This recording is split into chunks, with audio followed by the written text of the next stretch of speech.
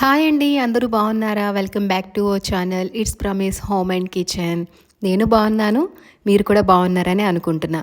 And ఈరోజు నా Sunday vlog మీతో షేర్ చేస్తున్నాను. మార్నింగ్ అయితే 5 o'clock నిద్ర లేచి ఇల్లంతా శుభ్రం చేసుకుంటున్నానమాట. మాపింగ్ కూడా చేశాను.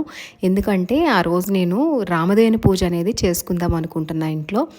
సో అందుకని ఇంకా పైనుంచి కిందకైతే క్లీనింగ్స్ అన్నీ కూడా కంప్లీట్ అయిపోయి ఇంకా కిందకైతే వచ్చేసాను.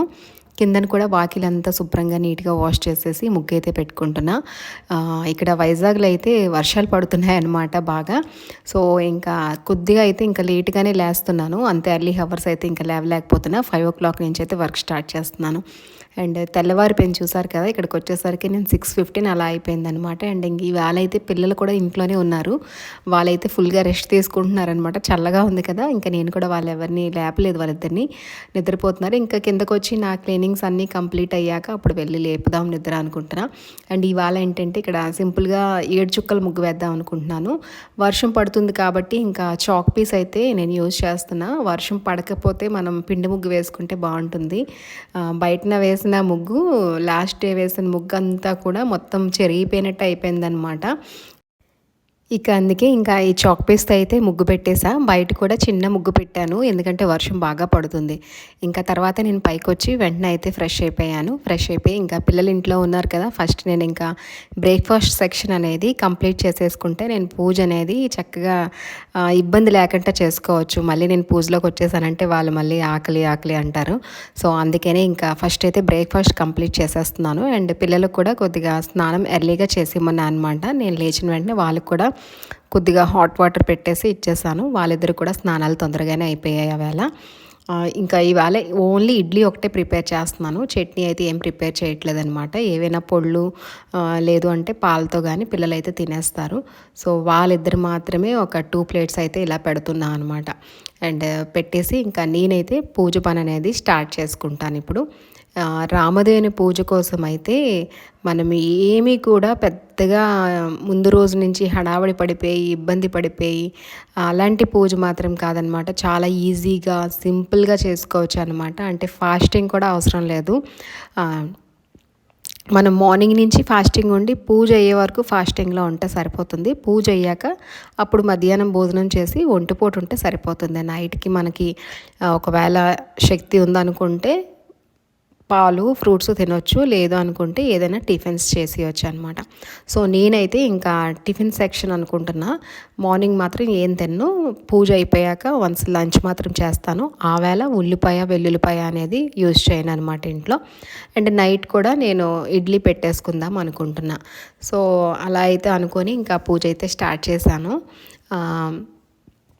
అయితే కార్తీక మాసం చేసుకుంటే చాలా మంచిది. మనకి మార్గశిర మాసం కల్లా అన్ని వారాలు అయిపోతాయి. బట్ నాకు వీలు కాక ఇంకా ఈసారి ఇంకా కార్తీక అమావాస్య అయినా సరే, ఇంకా అమావాస్య ఉన్నా సరే తప్పేం లేదు, ఇంకా సండే పూజ చేసుకోవచ్చు అన్నారు కాబట్టి ఇంకా నేనైతే సండే చేసుకుంటున్నాను అనమాట. అండ్ ఏ పూజ చేసుకున్నా మనం అయితే ఇంటి నిండా చక్కగా ముగ్గులు పెట్టే కదా చేసుకుంటాము. అండ్ దట్టు ఏంటంటే ఆవేళ అమావాస్య కూడా కాబట్టి నేనైతే ఇంకా అమావాస్య రోజు లక్ష్మీదేవి పూజ కూడా చేసుకుంటాను ప్రతి అమావాస్యకి సాయంకాలం. సో ఇంకా రెండిట్లకి కదా కలిసి వచ్చిందని చెప్పి చక్కగా ఇక్కడైతే ముగ్గులు పెట్టుకుంటున్నాను అనమాట. ఇదిగోండి ఇలా స్టెన్సిల్స్ అయితే వేసుకుంటున్నాను. ఈ స్టెన్సిల్స్ తెచ్చుకోవడం వల్ల మాత్రం మంచి బెనిఫిట్ అనే చెప్పొచ్చు. చాలా ఈజీగా అయిపోతుంది అండ్ చాలా అందంగా కూడా కనిపిస్తుంది అనమాట. మంచి లుక్ వస్తుంది. కాకపోతే రెండో రోజు వెంటనే చెరపాలంటే మాత్రం మనసు అస్సలు ఒప్పట్లేదనమాట. అండ్ ఇక్కడైతే ఇలా వేశాను. అండ్ ఈ స్టెన్సిల్స్ కూడా పద్మాలే కదా. సో ఇవన్నీ కూడా ఇలాంటి ముగ్గులు ఏంటంటే మనం తొక్కలేని ప్రదేశంలో వేసుకోవాలంటే మన కాలు అడుగు పడకుండా వేసుకోవాలన్నమాట ఇలాంటివన్నీ కూడా. అండ్ తర్వాత ఇక్కడ గుమ్మం ముందు కూడా ఇవాళ చెప్పాను కదా సాయంకాలం లక్ష్మీదేవి పూజ చేస్తానని. సో ఇంకా అందుకనే ఇంకా వచ్చి ఇంకా 1 by 1 అన్నీ కూడా ముగ్గులు అనేవి పెట్టేసుకుంటున్నాను. ఫస్ట్ ఇక్కడ అమ్మవారి పాదాలు వేస్తున్నాను ఈవేళ. అమ్మవారి పాదాలు మాత్రం చాలా అందంగా బుజ్జిగా భలే వస్తున్నాయి అనమాట ఈ మధ్యన. చాక్ పీస్తో వేసేదాన్ని ఎప్పుడు అంత లుక్ అనిపించేది కాదనమాట. బట్ ఇప్పుడు ఇలాగా ఈ వైట్ ఇది ముగ్గు పిండి అండి, అంటే బియ్యం పిండి అనుకోండి, కొద్దిగా మనకి ఫ్లో అనేది ఎక్కువ వస్తుంది. బట్ ఇది రావి ముగ్గు పిండి ఏదో అంటారు కదా, అంటే మనకి స్టోర్స్లో దొరుకుతుంది ఈ పిండి. సో గ్యాస్ ముగ్గు అంటారు, గ్యాస్ ముగ్గు అనమాట ఇది. సో వేసినట్టుగా అందంగా వస్తుంది. అండ్ దాంట్లో కూడా కలర్స్ అవి ఫిలప్ చేస్తే చాలా అందంగా ఉంటుందన్నమాట, బ్రైట్గా కనిపిస్తుంది కలర్స్ వేసాక. యాక్చువల్లీ ఏంటంటే మా వైట్ ఫ్లోర్ మీద ఏది కూడా విజిబుల్ అవ్వదు. సో కలర్ వేస్తేనే విజిబుల్ అవుతుంది అనమాట ముగ్గు కూడా. సో కలర్స్ వేసాక మాత్రం చాలా మంచిగా లుక్ అనిపిస్తుంది అనమాట. సో డైలీ కూడా ఇంకా ఎప్పుడు ముగ్గు పెట్టినా కలర్ వేసే రంగోలీ అయితే వేస్తున్నా అనమాట. ఇంకా ముగ్గులన్నీ అయిపోయాక తర్వాత ఇంకా 1 by 1 అనమాట. మనకి పూజకి ఎలా అయితే మనం అన్నీ సిద్ధం చేసుకుంటామో, నేను ఇంకా అక్కడ ఇడ్లీ పెట్టి అయ్యే లోపల ఇంకా అక్కడ ముగ్గులు పెట్టేశాను. ముగ్గులు పెట్టి ఇంకా తర్వాత ఇక్కడ ద్వారబంధాలకి అయితే పసుపు కుంకుమ రాస్తున్నాను. మనం పసుపు కుంకుమ అనేది ఈ మధ్యన, అంటే నాకు కూడా బిఫోర్గా తెలీదు, ఎప్పుడు నేను కూడా బయట నుంచే రాసేదాన్ని పసుపు కుంకుమ అనేది. ఇప్పుడు చెప్తున్నారు అందరూ కూడా పసుపు కుంకుమ గడప పూజించేటప్పుడు మనం లోపల నుంచి బొట్టు పెట్టాలంట. అంటే గడప కూడా మనకి మహాలక్ష్మి స్వరూపం కదా, లోపల నుంచే పూజించాలంట. సో పసుపు కుంకుమ అలంకరణ అంతా కూడా ఇంకా నేను లోపల నుంచే చేస్తున్నాను. దీపారాధన మాత్రం బయటికి వెళ్ళి చేస్తాను అనమాట. ఇంకా తర్వాత పసుపు రాసేసాక మనం పూజకి పీట అయితే యూజ్ చేస్తాం కదా. ఏదైనా వారాలు మనం వ్రతం చేసుకున్నామంటే పీట కంపల్సరీ కాబట్టి మనం ఏ పీట యూజ్ చేస్తున్నామో ఆ పీటను శుభ్రం చేసుకొని చక్కగా పసుపు కుంకుమలతో అయితే అలంకరించుకోవాలి. అండ్ ఎవ్రీ టైం లానే ఇవాళ కూడా ఈశాన్య మూలలో కొద్దిగా నీళ్ళు అనేవి చిమ్మేసి అక్కడ మనం ముగ్గు అనేది పెట్టుకుంటున్నా. మనం ఇక్కడ చూసారు కదా, ఎవ్రీ పూజకైతే నేను ఇలాగా శంకు చక్ర నామాలే పెడతా అనమాట ముగ్గులోని. అండ్ ఇక్కడైతే నేను ముగ్గు పిండి మాత్రం వాడట్లేదు, ఇది బియ్యం పిండి అనమాట. సో మనం పూజలు దేవుడి దగ్గర వేసుకున్నప్పుడు మనం బియ్యం పిండి వాడితే మంచిది. ఇంకా బయట మనకి అలంకరణకి మామూలుగా మనం డెకార్ చేసుకున్నప్పుడు గ్యాస్ పిండితో అయితే నేను వేసేస్తాను. ఆ తర్వాత ఇంకా మనం రామదేవుని ఫోటోని కూడా శుభ్రం చేసుకొని నీట్గా చక్కగా పసుపు కుంకుమలతో అయితే అలంకరించుకుంటున్నాను ఇక్కడ.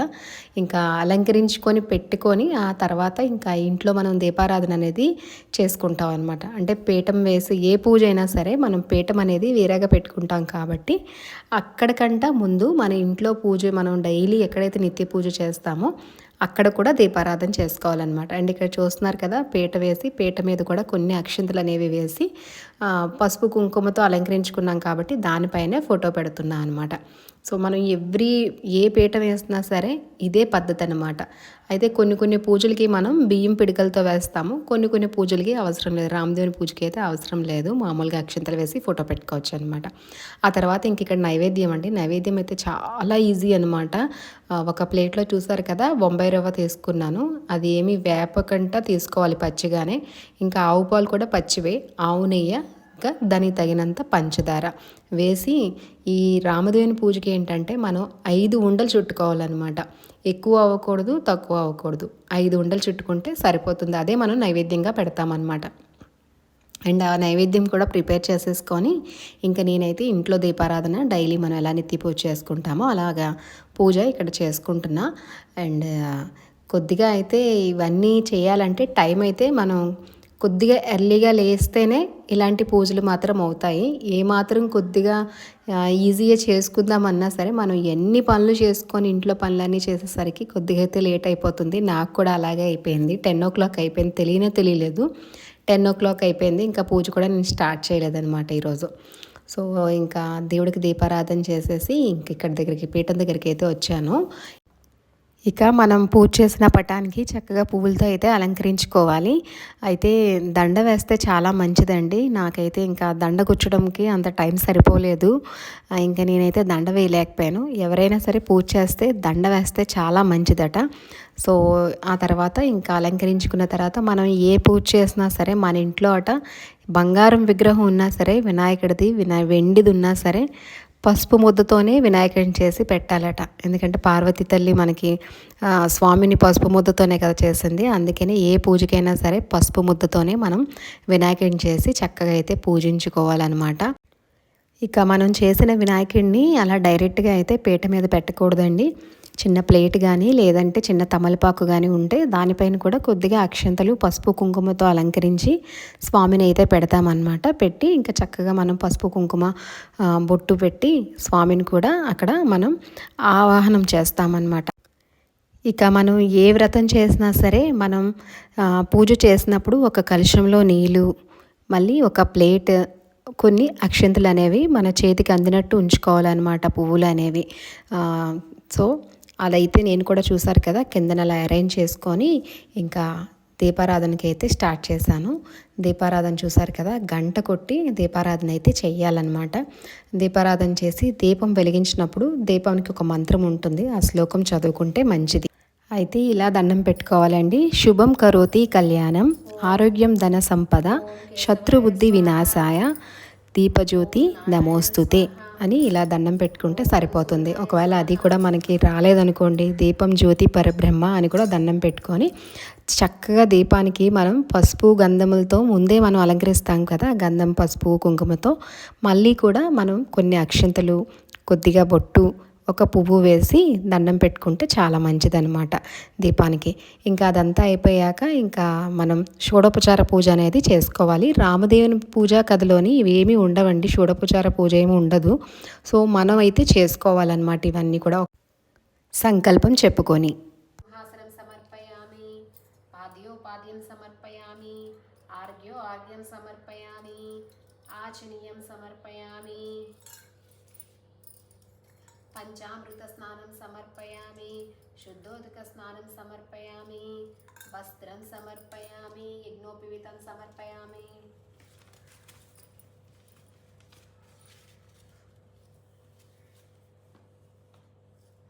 పుష్పం సమర్పయామి.